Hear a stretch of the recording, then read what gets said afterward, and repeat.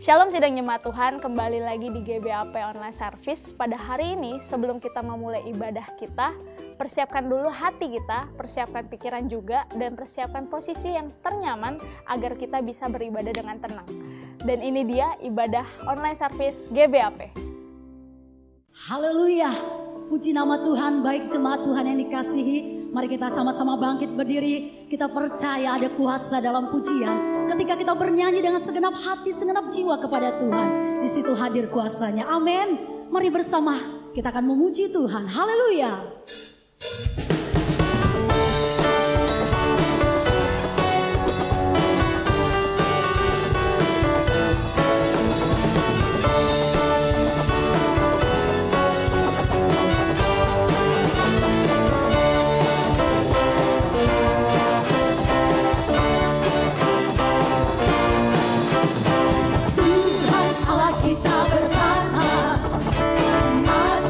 Pujian umatnya, Tuhan Allah kita bertata di atas pujian umatnya. Bila Allah hadir di tengah kita, kuasanya mengalir dengan dahsyatnya.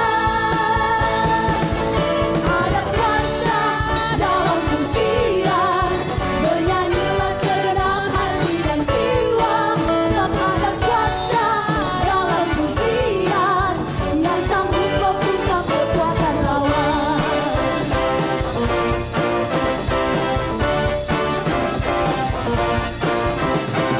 Tuhan Allah kita bertata di atas pujian umatnya. Haleluya. Tuhan Allah kita bertata di atas pujian umatnya. Bila Allah hadir di tengah kita, kuasanya mengalir dengan dahsyatnya. Semua ada kuasa dalam pujian, bernyanyilah segenap hati dan jiwa, sebab ada kuasa dalam pujian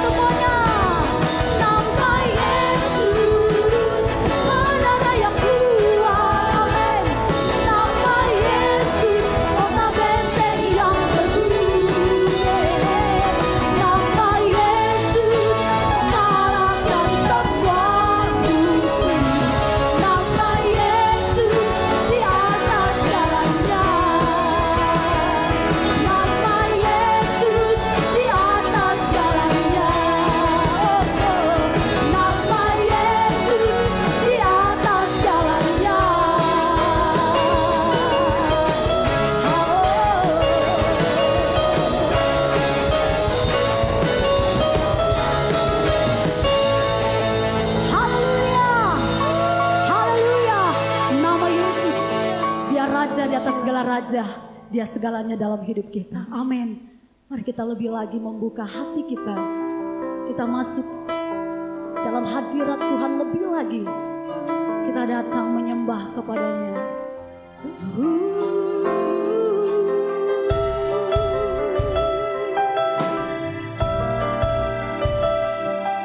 Kami datang Tuhan.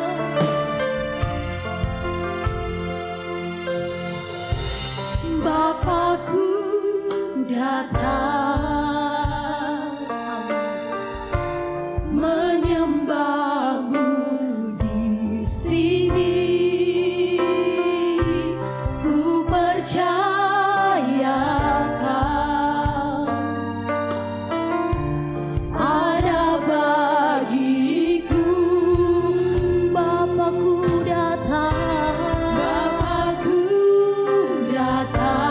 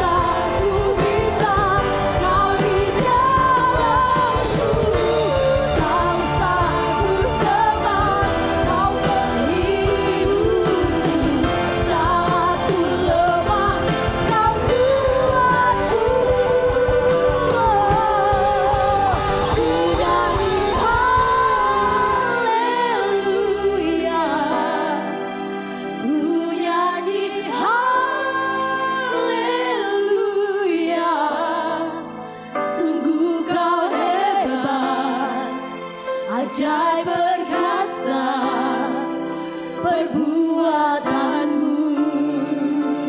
Ku nyanyi haleluya, ku nyanyi haleluya,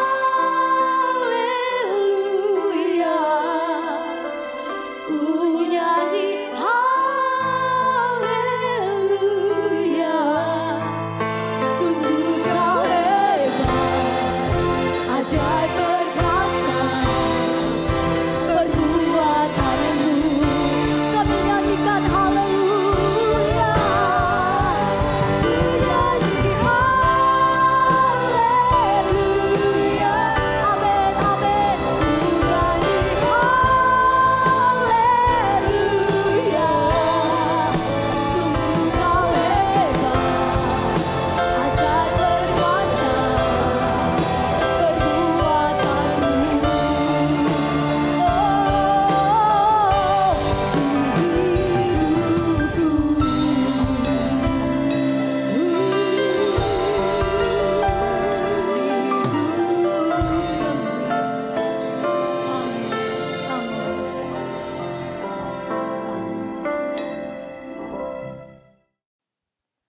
Baik Bapak Ibu Saudara, kita akan berdoa terlebih dahulu sebelum kita mendengarkan firman Tuhan. Bapa di dalam surga, kami datang kepadamu pada hari ini. Kami percaya Engkau sudah menyediakan firman untuk kami. Dan biarlah Tuhan Kau memberikan kami hati yang rindu mendengarkan firman. Dan biarlah Tuhan hati kami diterangi oleh firman-Mu.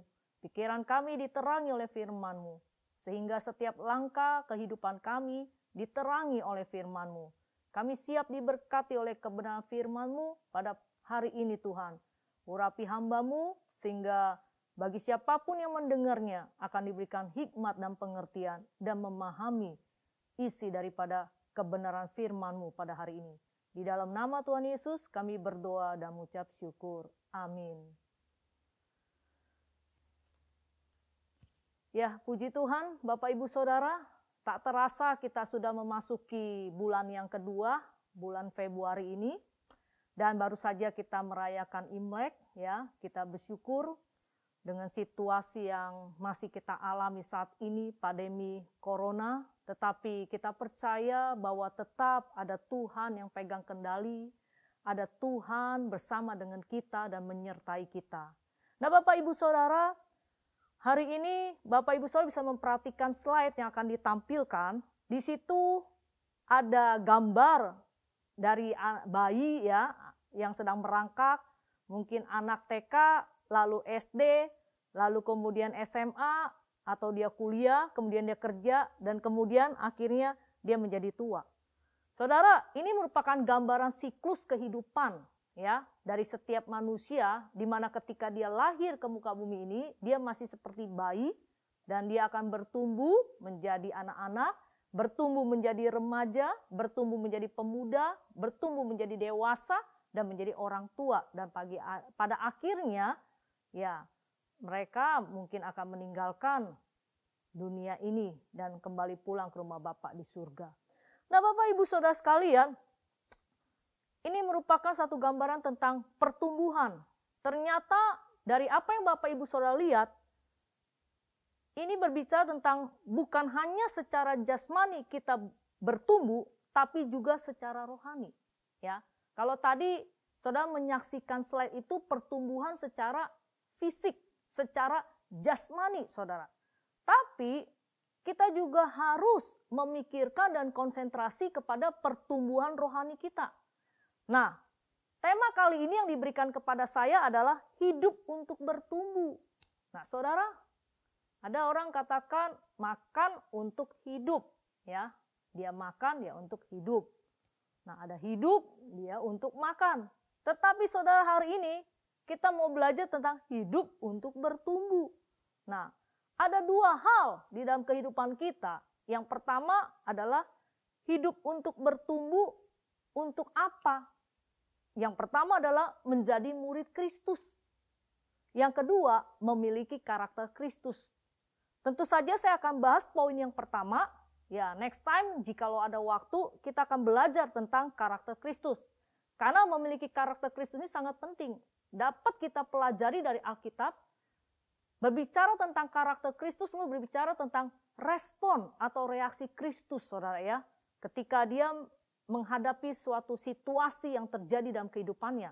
Ini juga merupakan sebuah karakter. Dan ini sangat berguna bagi kita. Nah, tetapi hari ini saya ingin mengupas lebih dalam lagi tentang menjadi murid Kristus.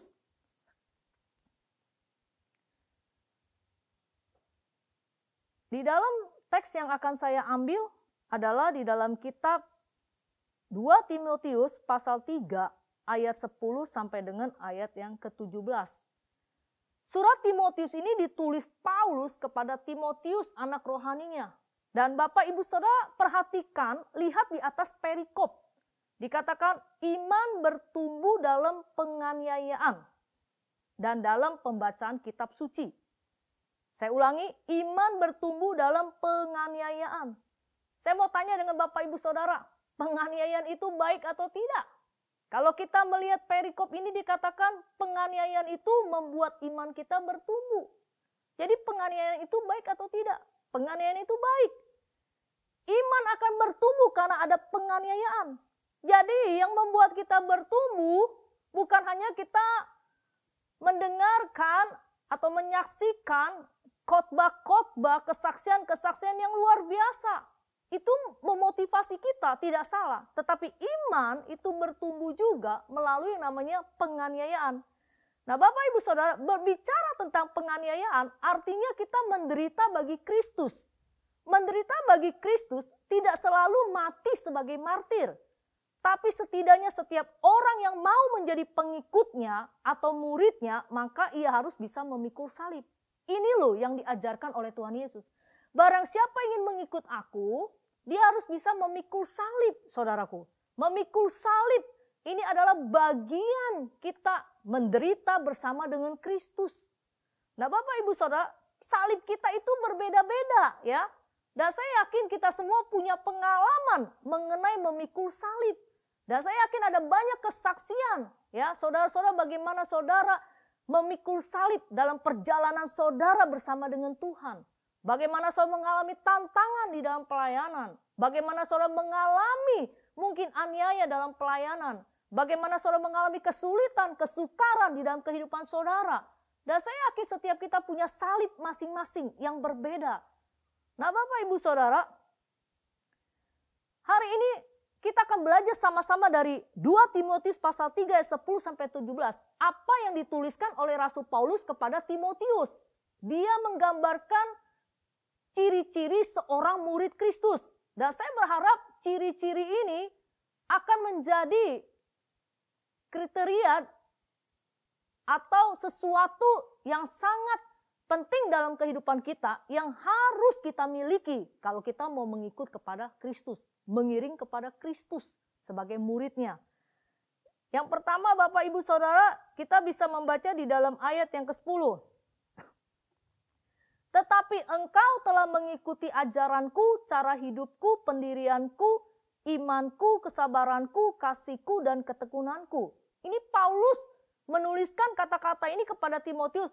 Tetapi engkau, hai Timotius, engkau telah mengikuti ajaranku, cara hidupku, pendirianku, imanku, kesabaranku, kasihku, dan ketekunanku. Ya, ini luar biasa sekali. Paulus berani berkata seperti ini sebagai bapak rohani, pemimpin rohani kepada Timotius. Karena Paulus juga mengikuti Kristus. Dan Paulus juga belajar menjadi murid Kristus. Sehingga ketika Paulus berani berkata seperti ini, karena dia memang melakukan sebagai murid Kristus. Dan bukan hanya perkataan Paulus saja, tetapi Timotius melihat dan menyaksikan bagaimana Paulus juga hidup sebagai murid Kristus. Lalu ayat 11 saudara, engkau telah ikut menderita penganiayaan dan sengsara seperti yang telah kuderita di Antiokhia dan di Ikonium dan di Listra. Semua penganiayaan itu kuderita dan Tuhan telah melepaskan aku daripadanya. Ini ayat yang sangat-sangat luar biasa sekali. Saudara perhatikan di dalam ayat ke-11. Paulus berkata, semua penganiayaan itu kuderita. Apa yang tidak kuderita?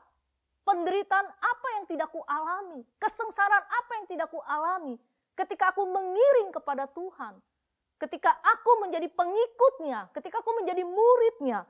Tetapi yang menarik saudara perhatikan ini, Paulus berkata, meskipun dia mengalami penganiayaan, penderitaan saudaraku, tetapi dia katakan Tuhan telah melepaskan aku daripadanya. Wow, ini luar biasa sekali. Saya tidak tahu situasi apa yang sedang saudara alami sebagai orang percaya, sebagai murid Kristus. Penderitaan, penganiayaan apa yang sedang kau alami saat ini. Tapi saya percaya kesulitan, kesukaran, segala pencobaan yang sedang kau alami saat ini, jangan engkau menyerah. Jangan kau putus asa saudaraku. Karena saya percaya Tuhan akan melepaskan kita. Amin. Ini kabar baiknya saudaraku. Tuhan sedia pasti menolong kita. Tuhan sendiri pasti akan melepaskan kita. Membantu kita saudaraku. Ini akan menjadi kekuatan buat kita semua. Keadaan, kondisi apapun, situasi apapun yang kita alami. Jangan kita menyerah. Karena kita tahu Tuhan pasti menolong. Pertolongan Tuhan tidak pernah terlambat saudaraku. Amin. Pertolongan Tuhan tepat pada waktunya. Dan itu justru akan menguatkan iman kita. Semakin iman kita dikuatkan kepada Yesus Kristus saudara. Semakin kita diteguhkan untuk tetap percaya, untuk tetap berharap kepada Dia. Dan benar-benar kita terus dibangun iman kita. Supaya kita sungguh-sungguh bersandar kepada Tuhan Yesus. Nah Bapak Ibu Saudara, di dalam ayat yang ke-12 dikatakan, memang setiap orang yang mau hidup beribadah di dalam Kristus Yesus akan menderita aniaya. Wow, saudara, sudah diberitahukan, sudah diingatkan kembali kepada Timotius. Orang yang mau hidupnya beribadah kepada Yesus Kristus, dia akan menderita aniaya. Ini sesuatu yang harus menjadi bagian dalam kehidupan kita sebagai murid Kristus. Aniaya, penganiayaan, penderitaan adalah salib saudara. Yang mau tidak mau kita harus pikul sebagai orang Kristen, sebagai pengikut Tuhan Yesus, sebagai muridnya. Tetapi di terjemahan lain ada yang menarik dikatakan di dalam ayat 12 ini, semua orang yang mau hidup melayani Allah dalam Kristus Yesus akan dianiaya. Wow, saudara ini luar biasa. Dikatakan yang melayani, bukan hanya yang beribadah, tetapi yang melayani pun dia pasti akan mengalami salib Kristus. Lalu ayat terjemahan lain dikatakan, memang semua orang yang ingin hidup benar. Nah saudara mau hidup benar? Dikatakan memang setiap kita yang ingin hidup benar di dalam Kristus Yesus, mereka akan mengalami aniaya. Jadi saudara, memikul salib adalah bagian dari kehidupan seorang murid Kristus. Karena kita mau hidup benar di dalam Kristus, kita mau melayani Dia, kita mau beribadah kepada Dia, maka tidak lepas yang namanya memikul salib. Jadi saudara, hidup sama seperti Kristus. Poin yang pertama daripada ciri menjadi seorang murid. Hidup sama seperti Kristus. Itu artinya sama dengan kita pikul salib. Amin Bapak Ibu Saudara. Bapak Ibu Saudara, hal yang kedua, menjadi murid Kristus, ciri-cirinya adalah di dalam ayat selanjutnya, ayat 13.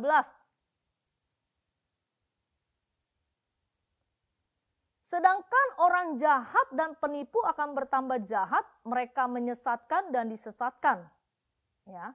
Lalu ayat 14, tetapi hendaklah engkau tetap berpegang pada kebenaran yang telah engkau terima dan engkau yakini dengan selalu mengingat orang yang telah mengajarkannya kepadamu. Yang kedua adalah ciri daripada seorang murid Kristus, hidup berpegang pada ajaran Kristus.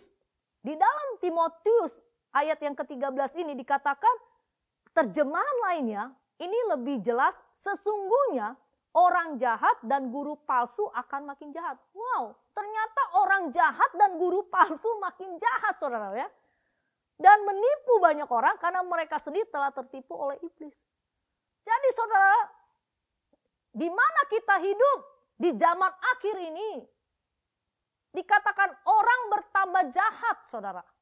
Yang cemar menjadi makin cemar, yang kudus menjadi yang kudus. Ada perbedaan yang nyata, saudaraku. Bahkan dia akan muncul guru-guru palsu, saudara. Guru-guru jahat, saudaraku. Mereka sama memakai firman Tuhan. Mereka sama mengajar firman Tuhan. Tetapi saudara, Paulus mengatakan kepada Timotius, engkau harus berpegang pada ajaran Kristus. Dikatakan, hendaklah Timotius, engkau berpegang kepada kebenaran yang telah engkau terima. Artinya apa, saudara? Artinya, Paulus mengingatkan kepada Timotius, hidup berpegang pada ajaran Kristus adalah taat sepenuhnya kepada firman. Kita tahu dengan kondisi corona, dengan kondisi vaksin, ya, ada pro dan kontra. Dan kemudian ada yang mengajarkan banyak hal tentang kedatangan Tuhan melalui corona, melalui pandemi ini. Ada banyak hal bahwa tanda-tanda Kristus akan datang dan segala macam.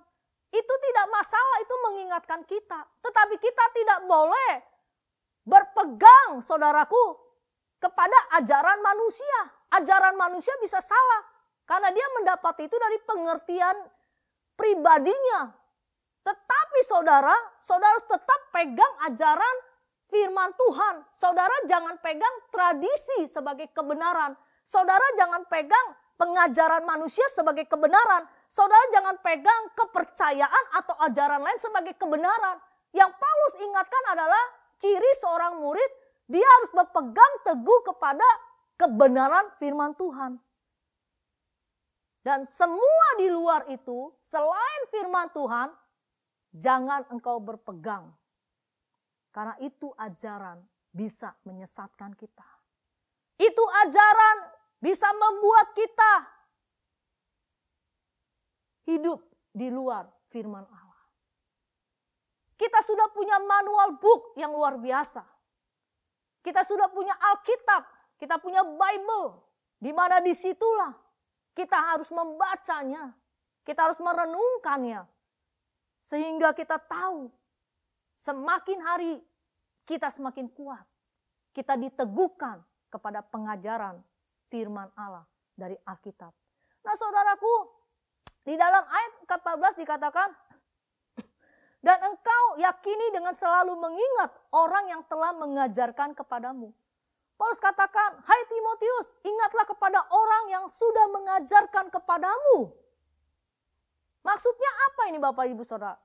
Paulus menyuruh Timotius supaya dia mengingat apa yang dia sudah terima dari orang yang mengajarkannya. Atau yang disebut sebagai bapak rohani, pemimpin rohani, saudara. Supaya dia mengingatnya selalu apa yang diajarkannya. Kenapa saudaraku?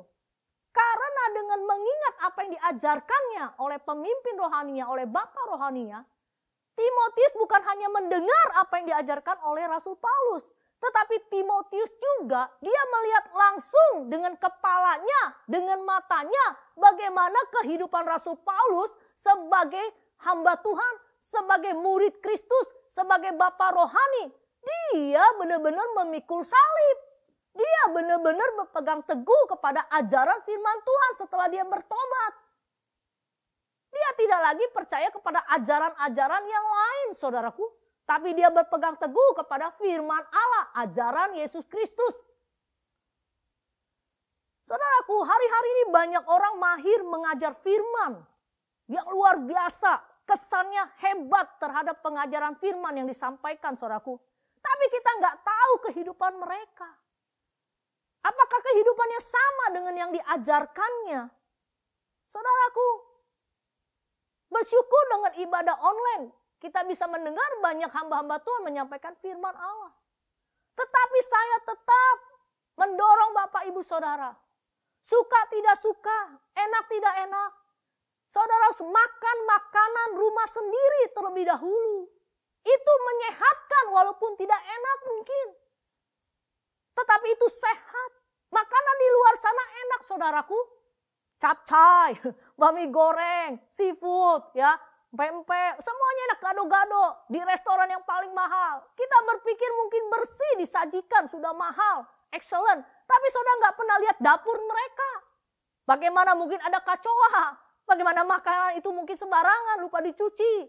Minyaknya juga kotor. Kita makan enak saudaraku, tetapi itu tidak menyehatkan. Mungkin kita makan di rumah dengan sederhana. Dengan tempe, lauknya digoreng saudara, tapi enak, kriuk-kriuk saudara ya. Lalu kita makan mungkin cuma sayur yang dioseng-oseng. Tapi itu sehat saudaraku. Karena bersih. Karena dipilih yang terbaik sayurnya. Mungkin hal makanan itu sederhana, tetapi makanan itu sehat. Saya tetap memotivasi Bapak Ibu Saudara. Mari kau mendengarkan pengajaran firman Tuhan dari rumahmu, dari gereja lokalmu sendiri. Utamakanlah saudara sebelum kau menikmati makanan yang lain. Engkau harus kembali menikmati makanan di rumahmu. Itu yang menyehatkanmu. Karena percayalah bahwa Tuhan menuntun gembalamu. Tuhan memberikan visi arahan. Dan dia sudah mempersiapkan membangun kita saudara. Mendidik kita supaya kita hidup dalam rencana Tuhan. Masing-masing gereja lokal punya visi yang berbeda. Masing-masing gereja lokal punya tujuan arahan yang berbeda. Tetapi di mana saudara berjemaat, mari kita utamakan dulu. Mendengar dari rumah kita sendiri. Kita makan terlebih dahulu firman Tuhan yang diajarkan, yang disampaikan oleh gereja lokal kita. Kenapa? Karena engkau sudah tahu siapa yang menyampaikan firman Tuhan itu. Engkau sudah tahu kehidupan mereka, saudaraku. Engkau sudah mengenal hamba-hamba Tuhan yang menyampaikan firman Tuhan ini. Engkau sudah melihat langsung kehidupan mereka, saudaraku. Mungkin penyampaian firman Tuhannya sederhana. Mungkin penyampaiannya, saudaraku, adalah sesuatu yang mungkin saudara anggap itu biasa saja. Mungkin tidak spektakuler. Mungkin bukan seorang pembicara publik umum yang luar biasa. Tetapi saya percaya saudaraku, engkau sudah mengenal kehidupan daripada hamba-hamba Tuhan di gereja lokalmu. Engkau bukan hanya mendengar pengajaran yang bagus, tapi engkau sudah tahu kehidupan mereka sampai hari ini. Engkau harus mengikuti teladan mereka saudaraku, karena mereka juga mengikuti teladan Kristus dan kau melihat itu dengan matamu langsung.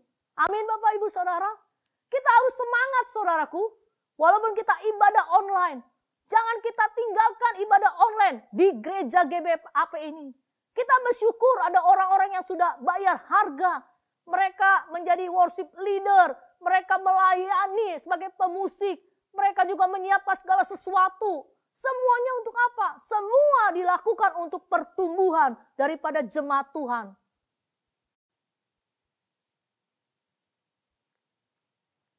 Jadi Bapak Ibu Saudara, mari kita makan di rumah sendiri. Amin Bapak Ibu Saudara. Karena kita mengenal dan melihat mereka, orang-orang yang memberi makan, seperti apa kehidupan mereka.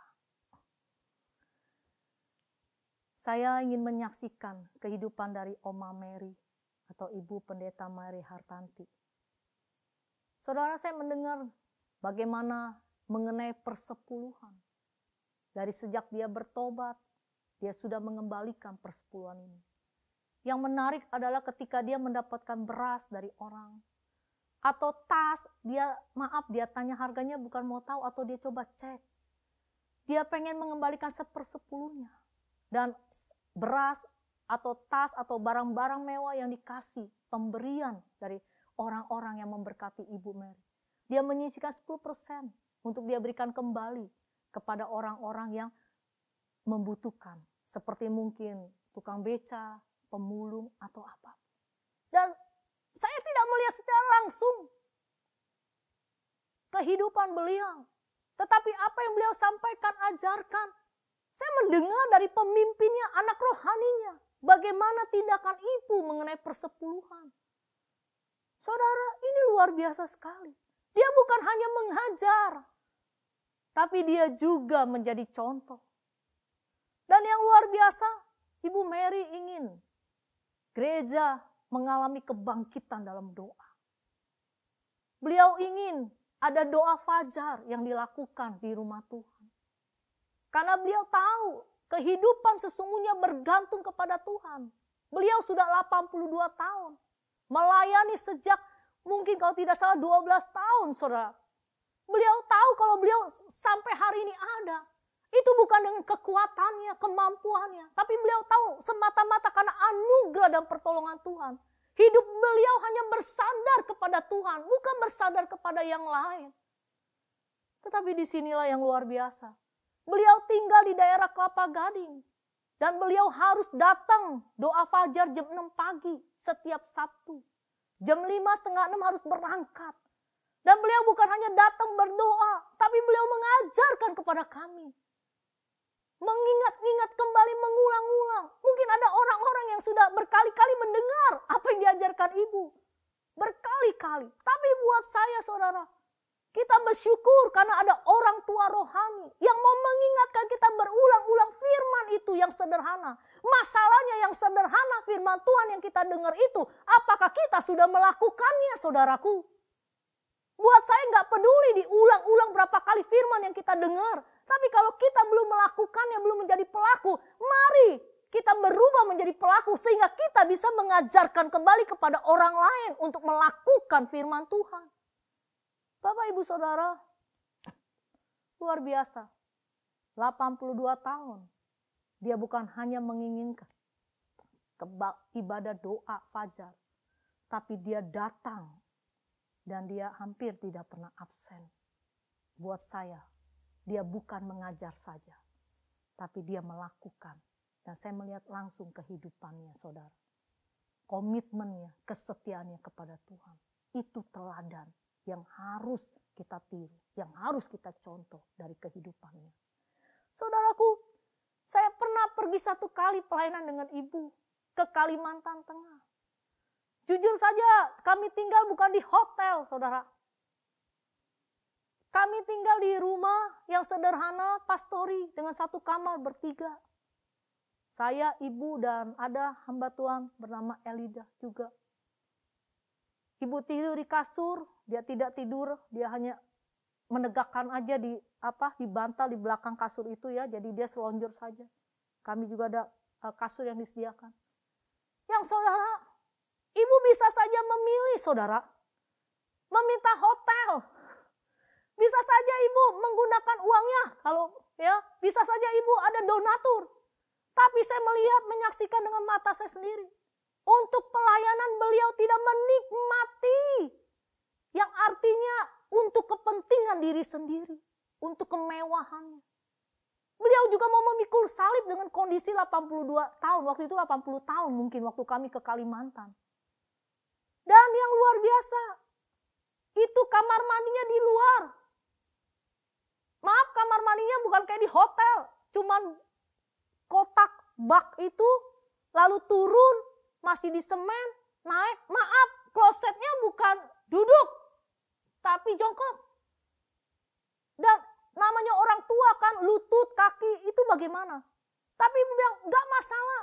Pakai kursi, saudara. Kursi plastik yang dibulutin, ditaruh di situ. Ibu duduk untuk di situ. Tidak ada keluhan.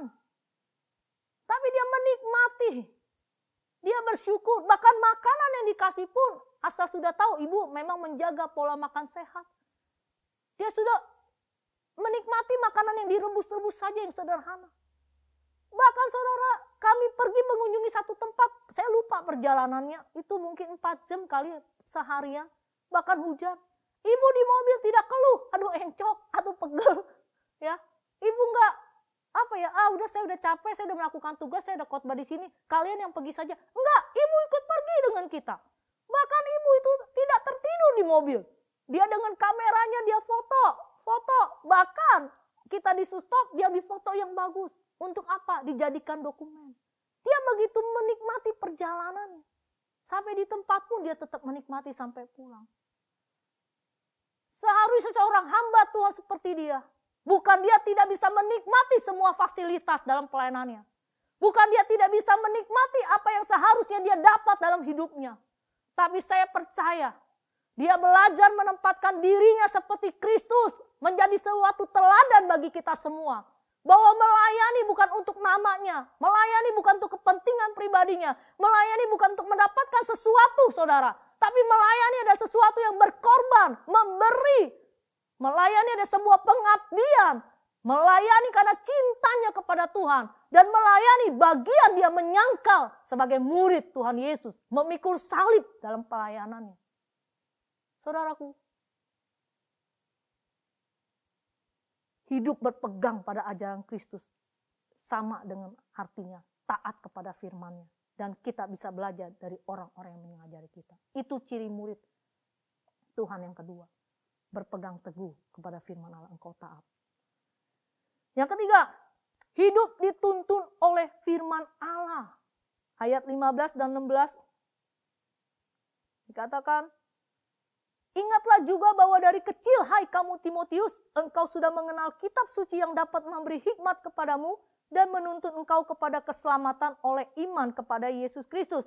Paulus mengingatkan kepada Timotius untuk hidupnya senantiasa dituntun oleh firman Allah. Amin Bapak Ibu Saudara. Dia katakan sejak kecil kitab suci itu memberikan engkau hikmat. Saudaraku, apapun yang kita alami, saya percaya ada solusi daripada Tuhan. Ada hikmat yang Tuhan beri ketika kita membaca dan mempelajari kitab suci. Tuhan akan memberikan jalan keluar kepada kita semua. Dan dikatakan bahkan dia menuntun engkau kepada keselamatan oleh imanmu kepada Yesus Kristus. Hari ini kalau saudara bimbang, saudara ragu tentang imanmu kepada Yesus Kristus, hari ini engkau begitu takut, begitu khawatir, nanti saya diangkat atau tidak? Nanti bagaimana saya mengalami antikris? Nanti bagaimana? Daripada saudara memikirkan hal yang belum tentu terjadi yang saudara alami, kenapa saudara tidak membaca firman, mempelajari firman? Biarkan firman menuntun hatimu. Banyak sekali pengajaran yang kita bisa dengar hari-hari ini. Tapi tetap engkau harus berpegang kepada firman Allah. Engkau harus percaya dituntun oleh firman Allah. Saudaraku. Dan dikatakan di dalam ayat selanjutnya, firman Tuhan itu segala tulisan yang diilhamkan Allah memang bermanfaat untuk menyatakan, untuk mengajar. Bayangkan saudaraku. Firman Tuhan itu bermanfaat untuk mengajar. Kita perlu dituntun oleh firman Allah karena dia akan mengajar kita. Banyak hal yang kita tidak mengerti, tapi dia akan mengajari kita. Banyak pemimpin-pemimpin perusahaan, ya ternyata mereka membangun perusahaan yang berhasil. Maaf ya, mungkin mereka bukan orang yang di dalam Tuhan, tapi mereka tahu prinsip firman Tuhan, mereka melakukan itu dan mereka berhasil. Dan saya percaya firman Tuhan banyak mengajar dalam kehidupan kita. Lalu firman Tuhan menyatakan kesalahan. Ini menyatakan kesalahan, artinya mengkoreksi kita. Bukan berarti menyatakan kesalahan kita membuat menyerang orang dengan firman Tuhan. Bukan kita mengintimidasi orang dengan firman Tuhan. Tapi mengkoreksi diri kita, saudara. Kesalahan-kesalahan yang kita perbuat. Itu firman Tuhan yang akan memberikan kita arahan kembali. Dan dikatakan untuk memperbaiki kelakuan. Wah, luar biasa. Mungkin ada kelakuan-kelakuan kita yang tidak baik. Itu bisa diperbaiki, saudaraku. Mungkin saudara sudah ikut seminar motivasi. Mungkin saudara sudah ikut training ini. Sudah coba ini, coba itu. Kembali kepada Alkitab. Biarkan Roh Kudus menuntun saudara. Biarkan Roh Kudus mengarahkan saudara. Sehingga saudara mengalami perubahan dalam kehidupan saudara. Kalau ada suamimu yang belum berubah. Anakmu yang belum berubah. Kita melihat kota kita belum berubah. Pemimpin belum berubah. Dan segala sesuatu belum berubah. Kita doakan supaya mereka mengenal Yesus. Dan mereka dituntun oleh kebenaran firman Allah. Sehingga kelakuan mereka berubah. Nah saudaraku, dikatakan untuk mendidik orang dalam kebenaran. Artinya, diarahkan, diluruskan orang yang tadinya salah, belok ke kanan, kembali diluruskan. Supaya tidak menyimpang. Luar biasa. Kalau disederhanakan, ciri menjadi murid Kristus adalah yang pertama pikul salib. Amin. Itu hidup sama seperti Kristus. Pikul salib. Katakan pikul salib. Ya. Pikul salib. Oke. Yang kedua, hidup berpegang kepada ajaran Kristus artinya taat kepada firman. Taat saja saudara. Pegang teguh firman Tuhan. Amin. Yang ketiga, hidup dituntun oleh firman Allah. Berbicara tentang percaya kepada firman. Percaya kepada firman. Nah Bapak Ibu Saudara, di dalam teks 2 Timotius 3 ayat 10 dan 17 di atasnya dikatakan apa? Bahwa iman bertumbuh karena penganiayaan. Betul? Saudara lihat lagi, iman bertumbuh karena penganiayaan. Dan bertumbuh melalui pembacaan kitab suci. Saudara, kita perlu bertumbuh. Dan ini perlu latihan. Dikatakan iman kita bertumbuh karena pembacaan kitab suci. Amin Bapak Ibu Saudara. Kita perlu latih diri kita membaca Alkitab. Tetapi kita seringkali tidak menyadari. Kita tidak mau baca Alkitab. Kita merasa bahwa baca Alkitab itu kegiatan. rutinitas, hal yang membosankan. Kenapa? Karena kita belum punya kesadaran. Kalau kita baca Alkitab itu sesuatu yang kita butuhkan untuk pertumbuhan iman kita, pertumbuhan rohani kita. Kita belum punya kebutuhan. Kebutuhan apa? Untuk manusia rohani kita sehat. Untuk kehidupan rohani kita sehat, saudaraku. Sehingga kita tidak punya kesadaran, kebutuhan akan firman. Kita baca firman kalau lagi kepepet. Ya saudara, kalau lagi ingat, kalau lagi punya masalah. Tapi kita nggak menjadikan firman sebagai prioritas hidup kita. Nah saudara, firman Tuhan itu seperti senapan dengan peluru. Banyak orang mengklaim firman Tuhan. Dalam nama Yesus dor, dalam nama Yesus dor terjadi, dalam nama Yesus dor terjadi. Ternyata tidak terjadi. Sudah kutip firman Tuhan. Bla bla bla bla, bla bla bla, bla bla bla. Udah kutip firman Tuhan, enggak terjadi. Kenapa?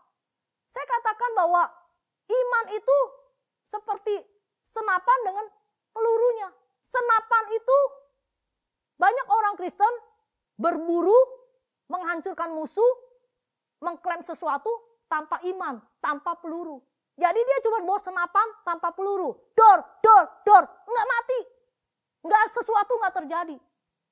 Artinya dia punya Alkitab, tapi dia enggak baca. Kenapa? Karena iman timbul dari pendengaran akan firman Allah. Iman timbul dari pembacaan firman Allah, dari kitab suci. Banyak orang Kristen hanya punya Alkitab, tapi tidak punya iman. Nah saudaraku, iman itu juga seperti benih, saudaraku. Kenapa kita lihat, wah luar biasa ya hamba Tuhan itu ya. Sekali doa sembuh, luar biasa pengurapannya. Wah luar biasa hadirat Tuhannya. Karena saudara nggak melihat kehidupan hamba Tuhan itu. Berjam-jam waktu yang dihabiskan baca Alkitab.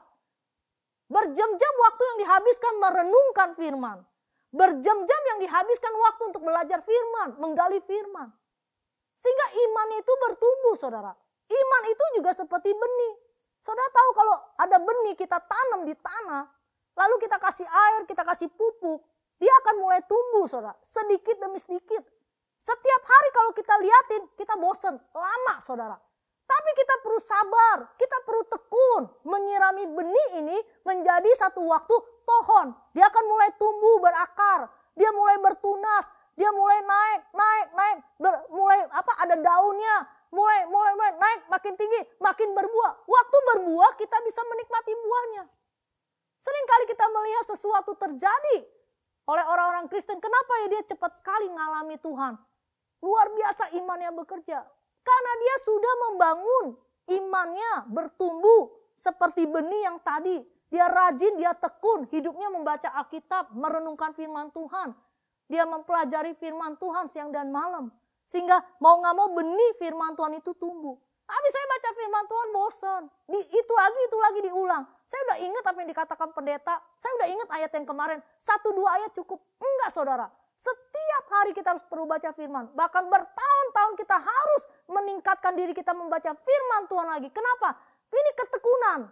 Ini kesabaran. Mungkin sepertinya belum ada hasil. Dari hari ke hari, dari minggu ke minggu, bulan ke bulan, tahun ke tahun. Tapi seperti benih yang ditanam, satu waktu akan tumbuh, satu waktu akan berbuah. Dan ketika berbuah, kita menikmati hasilnya. Iman itu seperti itu saudara. Dengan kau bertumbuh, satu waktu kau akan menikmati. Oh, inilah yang namanya orang benar hidup oleh karena iman. Amin. Orang benar hidup karena oleh iman. Nah Bapak Ibu Saudara perhatikan. Saya ingin tutup dengan alat treadmill. Melalui dengan kejadian pandemi ini saudara, olahraga sepeda yang digandrungi ya. Omset penjualan sepeda lipat tuh naik ya. Tapi sekarang orang berolahraga susah, mau nge-gym juga susah. Dan orang mungkin punya alat treadmill dan mereka nggak pernah pakai lagi karena mungkin sudah bosan. Tapi sekarang mereka akan pakai, gunakan lagi. Saudara, di dalam alat treadmill ini ada kecepatan saudara. Ada untuk orang jalan dulu, jogging di tempat, lalu lari. Di treadmill ada program, paling rendah program 1 sampai 12 atau di atas 12. Dan levelnya itu ada level 0 sampai 10 km atau bisa di atas di sana ya. Jadi levelnya juga berbeda. Kemudian durasi waktunya itu menentukan pembakaran kalori. Nah, Bapak Ibu Saudara perhatikan alat treadmill ini. Alat ini membantu kita memiliki berat tubuh yang ideal. Ya, tubuh yang ideal itu berarti dia akan tubuhnya sehat. Lalu melatih ototnya menjadi kuat. Ya, otot itu harus dilatih supaya menjadi kuat. Kemudian bisa menjaga kesehatan jantung katanya. Lalu bisa mendapatkan tubuh yang sehat. Ya saudara, ini alat treadmill ini. Nah saudara, kalau saudara belum pernah pakai treadmill ini, saudara jangan pakai langsung yang program 1-12. Waktu saudara pencet program 1, itu otomatis tiba-tiba berjalan. Saudara akan kaget, akan terkejut. Mau nggak mau ada program manual. Dimulai dengan 1 km dulu. Kemudian durasinya berapa lama. Jadi dia pelan-pelan dulu. Kalau saudara udah terbiasa jalan, lalu sedikit lagi dinaikkan. Lalu jogging. Lalu sedikit lagi, lalu lari kecil. Kalau saudara terbiasa dengan program manual, sudah menghandle tubuhmu, engkau sudah menguasai latihan-latihan ini, engkau bisa langsung pakai program. Jadi nggak usah manual lagi. Nah saudara, ada durasi waktunya. Saudara, alat treadmill ini membantu, ya, membantu kita menyehatkan tubuh kita. Tetapi, next berikutnya, alat treadmill ini akan berguna jika digunakan orang yang memiliki apa? Prioritas. Yang memiliki disiplin, yang memiliki konsisten, saudara. Alat treadmill ini tidak akan berguna kalau tidak digunakan. Alat treadmill ini tidak akan menghasilkan apapun buat kita kalau kita tidak pakai. Sama seperti Alkitab, kalau kita tidak baca tidak ada gunanya. Kalau Alkitab kita tidak baca, tidak ada hasil apa-apa dalam kehidupan kita, saudaraku. Dan alat treadmill ini orang pakai, tentu saja dia harus tahu prioritas. Prioritas itu bicara tujuannya. Karena tubuhnya mau sehat, dia olahraga. Ini tujuannya, prioritas. Disiplin, dia taat pada aturan. Dia bikin aturannya, seminggu 1 kali olahraga, 1 minggu 2 kali. Harus ada aturan yang jelas, saudara. Kemudian konsisten. Konsisten ini tidak berubah-ubah. Jadi artinya dia sudah punya prioritas, dia sudah ada aturan, maka dia harus konsisten melakukannya, saudara. Nah Bapak Ibu Saudaraku, ini sama seperti kita. Tuhan mau kita juga melakukan pembacaan Alkitab kita, harus punya yang namanya prioritas. Tujuannya adalah supaya kita bertumbuh. Amin. Tujuannya supaya iman kita bertumbuh, kerohanian kita sehat, ya. Lalu disiplin, saudara harus disiplin. Disiplin ini saudara bikin aturan untuk baca Alkitab, ya. Bahwa saya harus baca Alkitab setiap hari. Nah, konsisten. Mau jam berapa? Saudara terus siapkan waktunya. Saya kasih yang simpel saja, ya. Treadmill tadi kan ada alatnya, apa? Ada pemula-pemulanya. Saudara latihan. Kalau saudara belum terbiasa sehari baca 4 pasal, ya sudah. Saudara belum melakukan 1 tahun, 1 kali putaran habis baca perjanjian lama sampai perjanjian baru, jangan tertuduh. Kita mulai, yuk kita latihan, ya. Jadi saya kasih anjurkan, setiap pagi saudara itu kan suka sarapan. Sebab sarapan itu baik buat kita. Tapi sarapan itu kan gak selalu harus banyak. Itu namanya makan kenyang, saudara ya, makan siang gitu. Sarapan tuh sedikit, minimal ada sesuatu yang masuk dalam perut kita sehingga kita juga tidak ada energi ya untuk kita melakukan aktivitas sampai siang. Nah saudara, setiap pagi tentukan kitab yang akan saudara baca. Saudara mau baca kitab apa? Mazmur, tentukan dulu. Ya, saya mau Mazmur. Nah saudara bacanya 2 ayat juga nggak apa-apa atau 1 perikop. Enggak masalah. 2 ayat pun nggak apa-apa. Itu namanya latihan. Kalau saudara sudah terbiasa sebulan, saudara setiap pagi baca ayat firman Tuhan 2 ayat saja, nggak apa-apa. Nanti saudara tambahkan lagi. Saudara baca 4 pasal, hari siang atau malam. Lebih baik cari hari yang memang saudara bisa santai menggunakan waktu saudara, konsentrasi baca 4 pasal. Saudara tetapkan, 1 tahun ini saya mau habis perjanjian lama. 1 tahun ini saya mau habis perjanjian baru. Saudara nggak bisa habis 1 kali putaran perjanjian lama dan perjanjian baru, nggak apa-apa. Jangan rasa bersalah. Ini kan latihan seperti alat treadmill. Saudara harus melatih. Nanti lama-lama saudara terbiasa, ya. Lalu 2 kali seminggu Bible study. Ya saudara harus belajar menggali firman sendiri. Jangan hanya mendengar firman dari orang lain. Saudara harus baca ayat ini, baca konkordasi, baca dari Google tafsiran, saudara berdoa yang bisa bahasa Inggris, Mandarin, saudara cari artinya, saudara renungkan ini. Itu saudara makan sendiri, saudara. Nah Bapak Ibu Saudara, banyak orang tidak menjadikan prioritas membaca Alkitab karena dia tidak menikmati. Kalau kita menikmati pembacaan Alkitab kita tahu Tuhan sedang ngomong, kita tahu Tuhan sedang menyampaikan sesuatu, kita tahu Tuhan sedang mengajarkan kita akan exciting. Bayangkan saudara, kalau seandainya ada seorang bisnismen yang luar biasa berhasil, menulis buku, membuka training, itu banyak sekali orang mau ikut, mau belajar, mau dengerin, beli kasetnya, rekaman khotbah, catat, berulang-ulang, dipraktekkan. Tapi ini loh, Tuhan Yesus, guru yang agung. Dia sudah memberikan kita Alkitab, manual book untuk kita belajar. Masa kita nggak menikmati? Masa kita nggak antusias? Masa kita nggak excited? Dia itu trainer yang luar biasa. Dia bisa memberikan training apa saja dalam kehidupan kita. Menjadi sukses, menjadi berhasil, menjadi lebih baik, menjadi lebih benar. Seharusnya kita memberikan prioritas waktu kita dengan baik. Dan saya percaya tidak akan ada yang sia-sia ketika kita memberikan waktu kita untuk membaca firman Tuhan. Iman kita akan bertumbuh. Amin Bapak Ibu Saudara. Kiranya Tuhan Yesus memberkati kita semua. Mari kita akan berdoa. Tuhan, hamba sudah berhenti menyampaikan firman-Mu. Engkau yang akan menolong, memberikan pengertian kepada siapapun yang mendengarnya. Tolong kami untuk kami kembali konsentrasi, membangun manusia rohani kami, pertumbuhan iman kami. Latih kami Tuhan, untuk kami bisa membaca Alkitab setiap hari dengan konsisten, memberikan waktu yang terbaik buat Tuhan, terutama dalam pembacaan firman-Mu. Kami mau bertumbuh, kami mau maju, kami mau dewasa, kami mau jadi murid Kristus yang juga siap memikul salib, yang juga siap taat kepada firman, yang juga siap percaya dituntun oleh firman-Mu. Berkati setiap orang yang mendengarkan. Di dalam nama Tuhan Yesus, kami berdoa dan mengucap syukur. Amin. Kami mau bersatu hati Tuhan. Dimanapun kami berada saat ini Tuhan.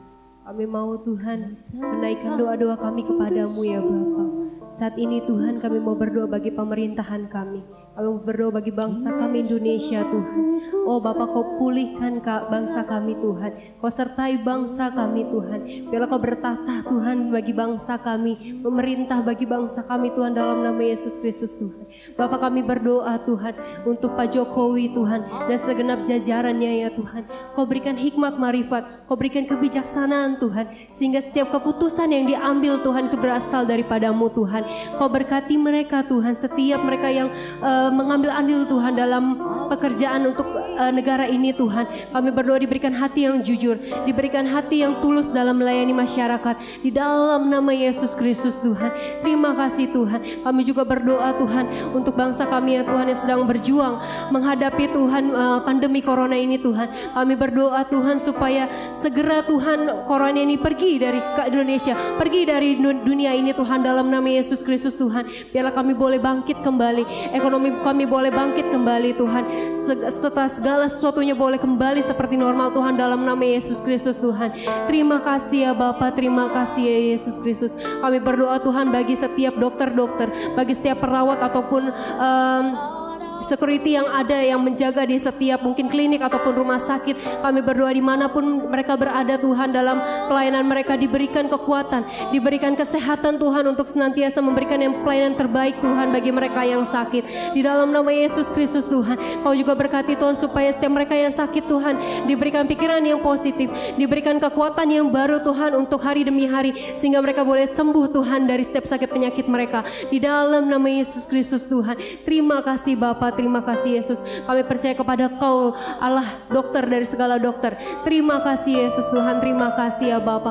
Kami juga berdoa ya Tuhan untuk gerejamu Tuhan, khususnya GBAP Bunga Bakung.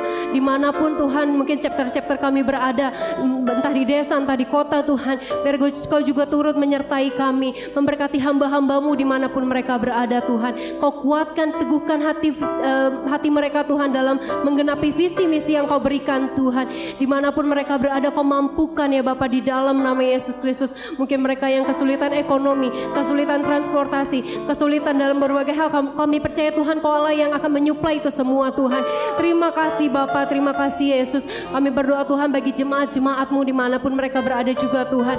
Dalam setiap usaha pekerjaan mereka, di dalam setiap pergumulan mereka, kami percaya Kau ada di sana memberikan jawaban. Kami percaya Kau ada di sana memberikan kami semangat, memberikan kami kekuatan yang baru untuk melewati hari demi hari Tuhan. Terima kasih Bapa, Kau berikan Tuhan hati yang teguh, hati yang kuat Tuhan di dalam percaya kepada Engkau Tuhan. Di dalam nama Yesus Kristus Tuhan.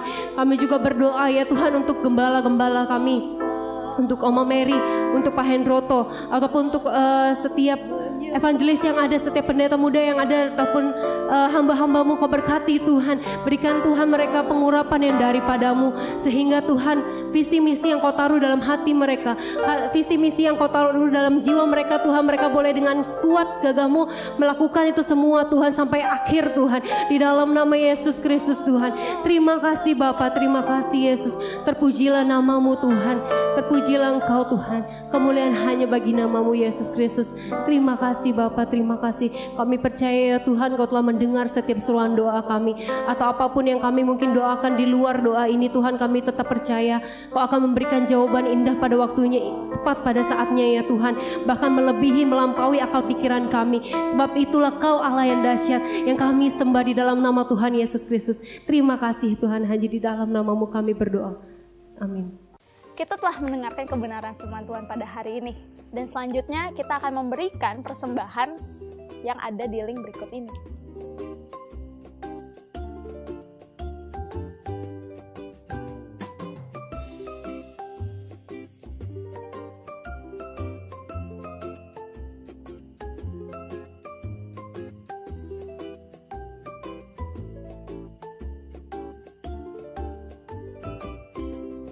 Kita telah selesai beribadah pada hari ini, dan kita akan doa tutup dan doa berkat.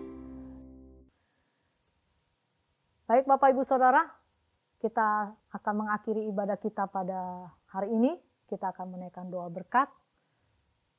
Dimanapun saudara berada, menadakan tangan saudara kepada Tuhan Yesus Kristus. Bapa di dalam surga, pada hari ini Tuhan, Engkau sendiri akan mengirimkan berkat-Mu dalam kehidupan kami. Terutama damai sejahtera-Mu, perlindungan-Mu, dan proteksi-Mu atas hidup kami. Dan tuntun langkah-langkah kami, sehingga apapun yang kami lakukan dan kerjakan, nama-Mu dimuliakan. Kuatkan iman kami senantiasa, bergantung kepada Tuhan sepenuhnya. Mari Bapak Ibu Saudara, kiranya kemurahan daripada Tuhan Yesus, dan persekutuan daripada Roh Kudus, dan penyertaan-Nya, sampai Tuhan Yesus datang, memberkati saudara. Immanuel. Amin.